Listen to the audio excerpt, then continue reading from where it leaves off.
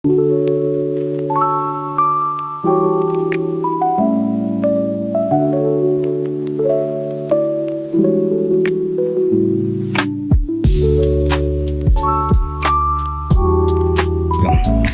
guys, yes, this is Kokoy, and for the first time, magre-review tayo ng perfume, and this is our first episode ng fragrance naman, perfume. Syempre gusto kong i-share sa inyo yung aking mga collection naman into different era naman, hindi na puro sapatos, no?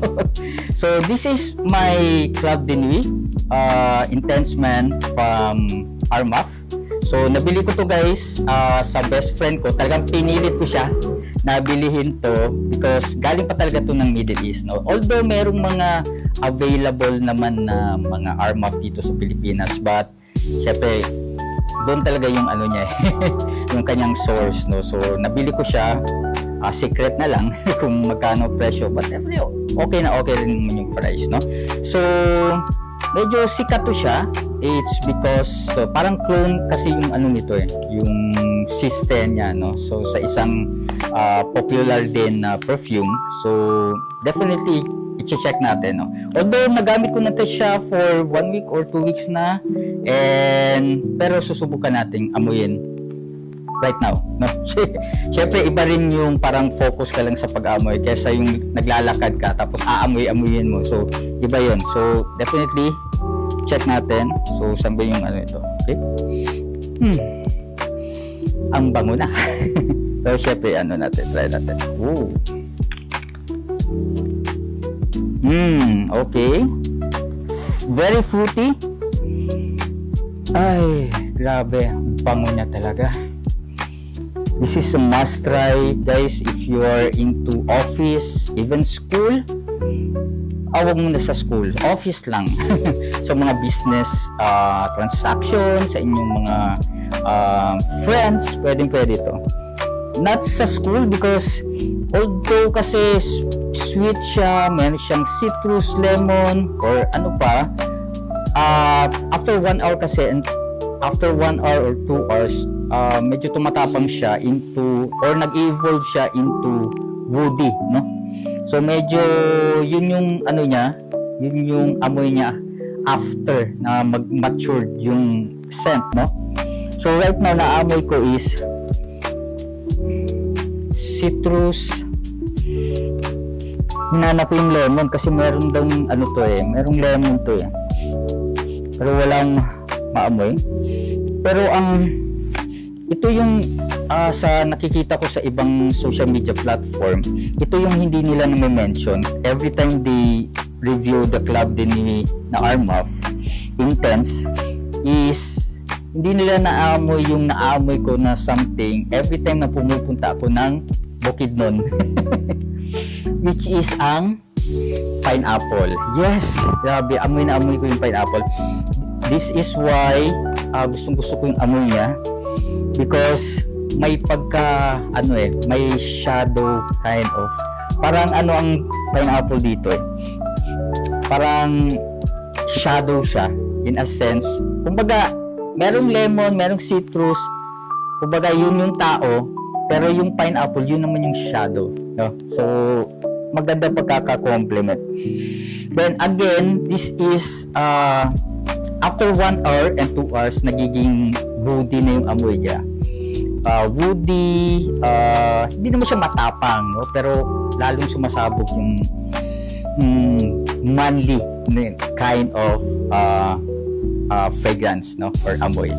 And definitely i-recommend ko to para to sa mga just in case nagko-commute kayo or sa jeepney, maganda to. Kasi talaga tumatapon yung amoy niya, no? So kung dumadaan kayo, mas maganda i-practice to sa jeep. Talagang mapapower up ang mga girls dito, sigurado yan. Pero although hindi na ako sumasakay ng jeep, but syempre definitely review ko lang naman. Kung baga ko lang naman yan, suggestion, no?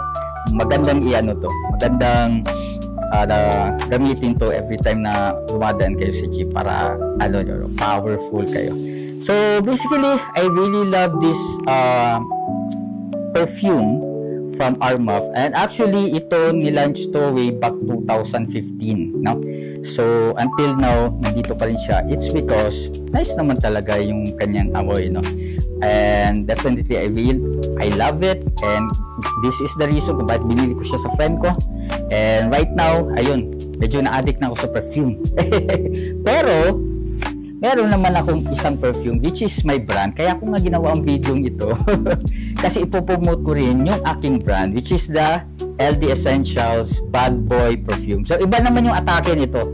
So, the Armaf is citrus, lemon, pineapple, woody, or ano-ano pa. Ito na iba. It's more of a softer side naman siya. Check na natin. Actually, ito yung ginagamit ko ngayon. O yun, maganda yung kanyang buga. To be fair, ang bango niya, no? So, ito naman siya, fresh, slight powdery kind of So, ito yung klase ng amoy na ang sarap tabihan. Yes, definitely masarap siyang talagang maa-addict yung kung sino man, no, ang lumalapit sa inyo or girlfriend nyo, asawa nyo, friend nyo, talagang ito yung klase na hindi kaalanganin. Kasi meron iba na perfume na yes, okay sa iyo, ang nangyayari, meron namang iba na parang ayaw nila yung amoy mo because yun nga, medyo matapang. But this one, the LD Essentials Bad Boy, hindi ganon, no? Definitely, nasa sweeter side siya. Ano ba to? Hindi ko ma-convey yung amoy. Parang yung tipo na bagong bukas na meron siyang citrus, pero alam niyo yung tipo yung bagong bukas na karton na mula sa Europe. Yung ganon, yung meron ganong amoy. Sweet siya and very therapeutic yung kanyang amoy. I really like it, to be fair. So basically, kung i-compare natin itong dalawa, very mahirapan ka. But ang lang nito, ang advantage lang nitong isa is it will long 6 to 8 hours, no, while this one is 4 to 6 hours. So yun lang yung ito 6 to 8 hours, 4 to 6 hours. So yun yung kanyang yung tinatagal, no, ng kanyang amoy. So but of course depende yan sa inyong yung sa inyong body chemistry, no? Kung pawisin kayo or saan kayo pumupunta, sa halimbawa sa mainit, o syempre mas madali siyang no? So thank you so much guys for watching our perfume vlog na dito sa Kokoy. So thank you so much for watching. This is Kokoy. I hope nagustuhan nyo and more perfume review next. Syempre, sapatos, shoes, sneakers, and fragrance, perfume, cologne. This is Kokoy. Salamat.